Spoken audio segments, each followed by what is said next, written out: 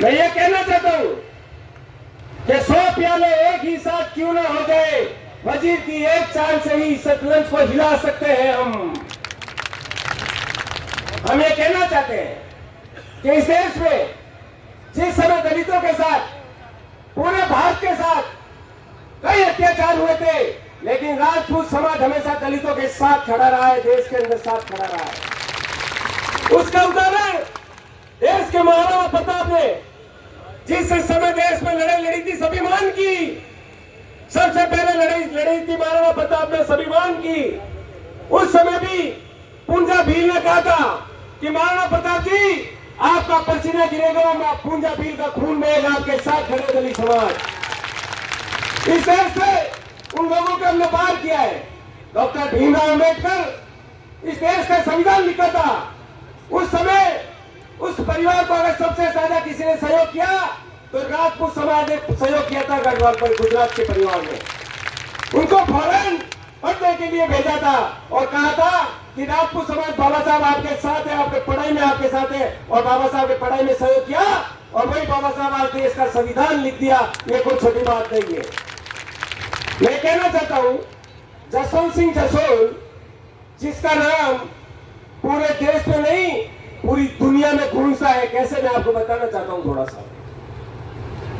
जब उनका टिकट क्यों काटा गया, उनका टिकट इसलिए काटा गया, इसलिए नहीं काटा गया कि बाड़मेर से चुनाव नहीं लड़ना है।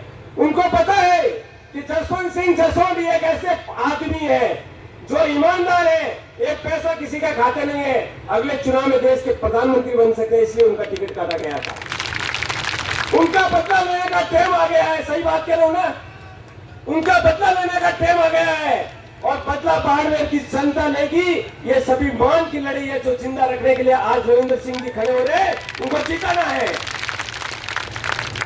जिस आदमी ने कंधार कितना बड़ा राज्य है, आपको पता है? कंधार के अंदर कोई आदमी है ना, चील भी निकले ना, उसका भी पता चल जाता है। आतंकवादियों की सबसे बड़ी भूमिका है कंधार में। उस कंधार में जब आतंकवादियों ने हाईजैक किया था एयरप्लेन और ये कहा था कि ये प्लेन उस समय छोड़ा जाएगा जिस समय हमारे आतंकवादी छोड़े जाएंगे। पूरे बात जरा गौर से सुनना कि राजपूत समाज क्या होता, थोड़ा मैं समझाना चाहता हूं आपको। उनको ये कहा था कि कंधार में हाईजैक हो गए प्लेन, पूरा देश कहने लगा इतना बड़ा प्लेन हाईजैक हो गया, हर आदमी की जबान पे था कि सभी भारतीयों को हाईजैकर बंदी बना दिया गया है। कई नेताओं को कहा गया, बिहार, उत्तर प्रदेश, एमपी, गुजरात के नेताओं को कहा गया कि एक कंधार एक नेता को साथ जाना पड़ेगा, एक कंधार में एक नेता को साथ जाना पड़ेगा तो हाईजैक ये छोड़ा जाएगा। तो लोगों ने क्या कहा पता आपको?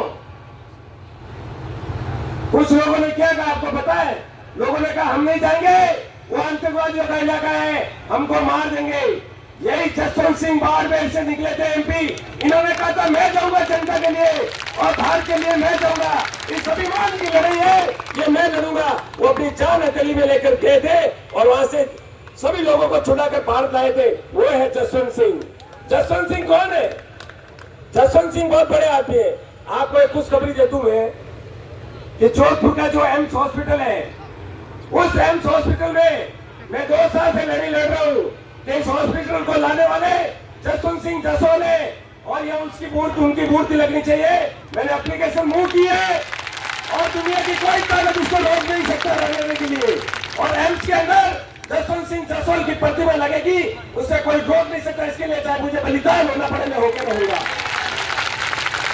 अब मेरे रविंदर सिंह मेरे भाई है, उन्होंने एक दिन मेरे साथ गाड़ी के अंदर मुझे ये कहा था कि घनश्याम भाई साहब, उस समय छात्र नेता थे, उन्होंने मुझे कहा था कि जोधपुर जो यूनिवर्सिटी है घनश्याम जी, मैंने कहा हाँ, कि उसके अंदर हम अम्बेडकर की प्रतिमा लगाना चाहते हैं। तो मैंने कहा भाई साहब लगाइए कि कुछ यूनिवर्सिटी के लोग बदमाशी करना चाह रहे हैं। मैंने कहा बदमाशी का इलाज में आपसे भी बेहतर जानते हो, 1 मिनट में पक्का कर दूंगा इलाज जो बदमाशी कर रहे हैं। मैंने कहा यूनिवर्सिटी के अंदर मूर्ति बनकर रहेगी और लगा कर रहेंगे। हम और रविंदर सिंह दोनों एक गाड़ी में, उन्होंने कहा था रविंदर सिंह जी ने जय भीम मूर्ति हम लगाएंगे आपके साथ मिलकर, और मेरे साथ चले कुलपति से भिड़े, उन्होंने कहा देश का जिसने संविधान लिखा है डॉक्टर भीमराव अम्बेडकर ने, उसकी प्रतिमा जोधपुर यूनिवर्सिटी में लगनी चाहिए। पहला छात्र नेता था जिसने डॉक्टर अम्बेडकर का समर्थन किया था। आज स्वाभिमान की लड़ाई लड़िए। स्वाभिमान की लड़ाई पद पे नहीं होती है, राजा बनने के लिए नहीं होती है, ना की लड़ाई होती है। ना की लड़ाई आप जाते ही अपने गांव में, अपने गेट पे अगर एक गेट नहीं लगाया तो सिर्फ रविंदर सिंह की एंट्री और किसी पार्टी की नहीं, तो जीत होगी अपनी, और जीत इसी के साथ होगी। Thank you sir. Ravinder Singh ji पधार चुके, धन्यवाद। जय हिंद।